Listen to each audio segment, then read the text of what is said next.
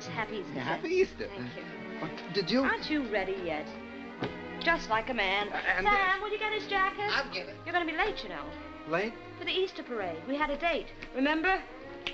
Oh. Never saw you look quite so pretty before.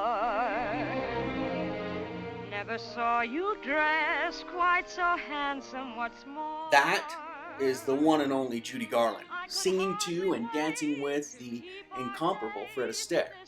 It's MGM's 1948 Academy Award-winning movie, Easter Parade. That's what they were going on about.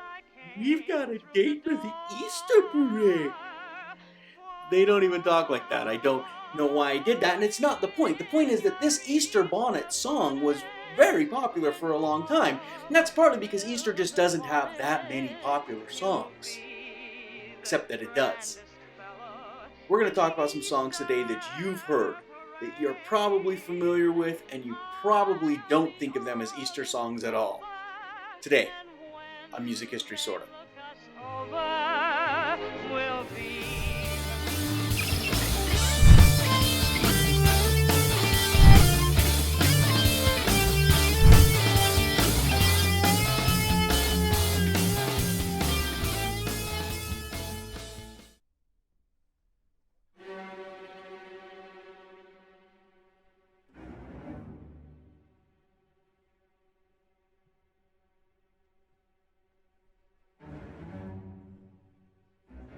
The modern equivalent of what we collectively refer to as classical music is probably film scores.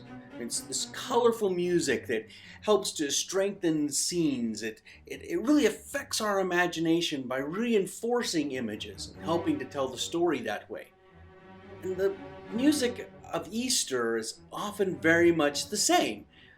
Sometimes they do it with words, sometimes without, but they're telling a story, usually the Christian story of the crucifixion and resurrection of Jesus Christ. It could have taken a long time to do some of these pieces. In fact, it did, like 6 years. That's how long it took Gustav Mahler to complete his second symphony, Resurrection. Now, it did debut in 1895, but at that time, the fifth movement didn't have a chorus. When we say chorus here, we mean a choir, people singing. He intended for there to be a chorus, but he wasn't inspired. And then he heard a setting of Klopstock's poem, The Resurrection, and inspiration struck him, quote, like lightning, his words. He used the first 8 lines of Klopstock's poem, and then he added some 20 others after, and he was finally done.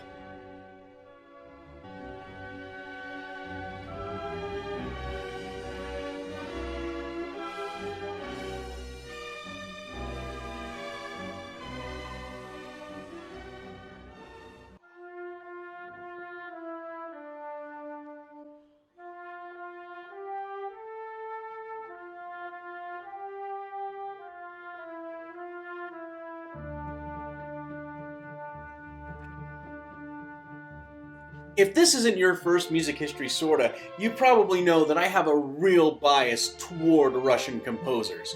So let's take a look at the Russian Eastern Festival Overture by Rimsky-Korsakov. Man, he comes up in these videos a lot. Now, Nikolai himself said that he wanted to express the transition from the solemnity and mystery of the evening Passion Saturday to the unbridled pagan religious celebrations of Easter Sunday morning. And that's what this piece does. It uses themes that are straight from the Russian Orthodox services and chants, and then it celebrates what the Russians call Bright Holiday in a very Russian romantic way. It's big, powerful, vivid, and just really colorful sound. And it has a really cool opening in 5/2 time, which gives the sound a grandiosity and a fantasy-type momentum. I'm going to go back to the beginning so you can hear what I'm talking about.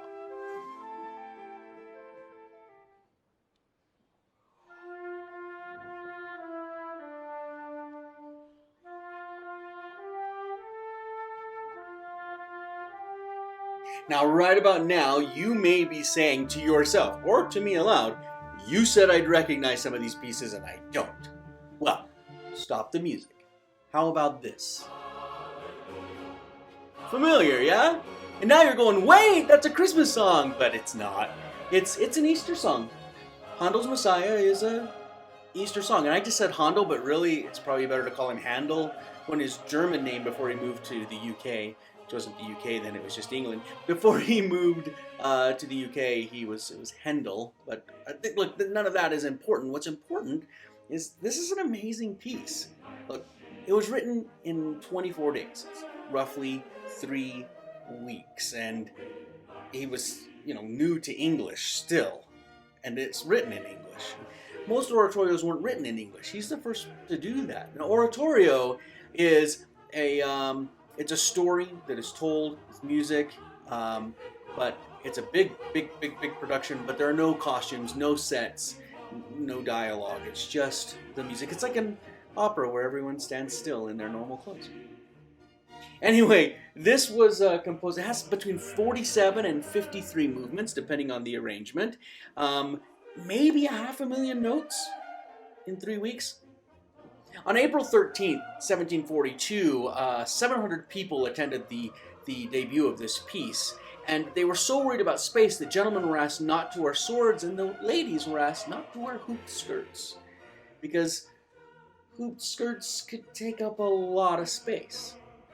A lot. Now, this part might not be as familiar for you. In the beginning of the Messiah, it's about the birth of Christ, and that's why so often it gets used in Christmas time. But near the end, it's more about the crucifixion and resurrection, and that's why I've chosen All We Like Sheep Have Gone Astray, because it's nearer the end.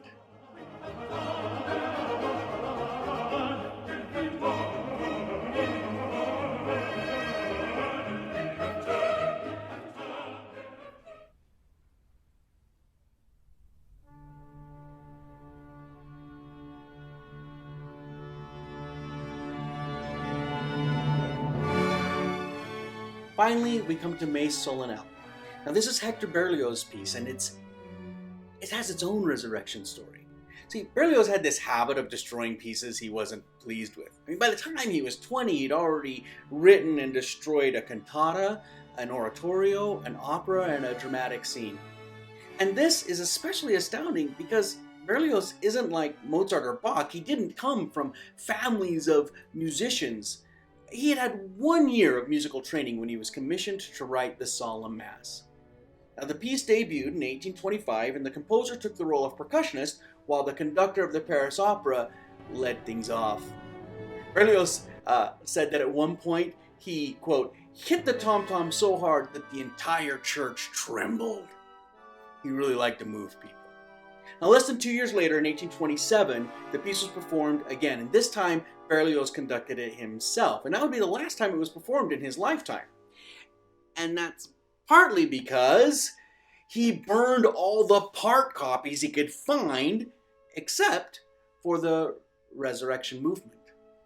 Now, parts of the Solemn Mass showed up briefly in other pieces he'd compose later, and the Resurrection Movement was performed as a standalone piece for years. But the piece as a whole was lost to history, except that it wasn't. Berlioz had given his full original score to Antoine Bessems. Antoine was a violinist and a friend to the composer, and that was the only living copy. And when Antoine died, his brother Joseph Bessems, who was the choir master of the Church of St. Charles Borromeus in Belgium, he received that score.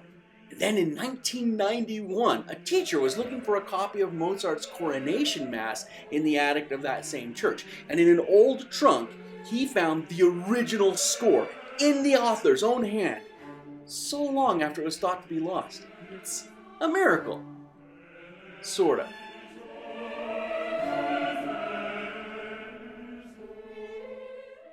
Maybe you're wondering, where's my Peter Cottontail? Where are my Easter songs? Well, I like to think of it as just one more way Christmas is a superior holiday. Just kidding. There's an abundance of Easter music. The evangelical Christian music industry is basically one big Easter celebration. These are just some of the classical pieces that capture a power and a beauty and a gravitas of the holiday, and have in some cases done so for centuries. And that's Easter. And that's music history. Sorta.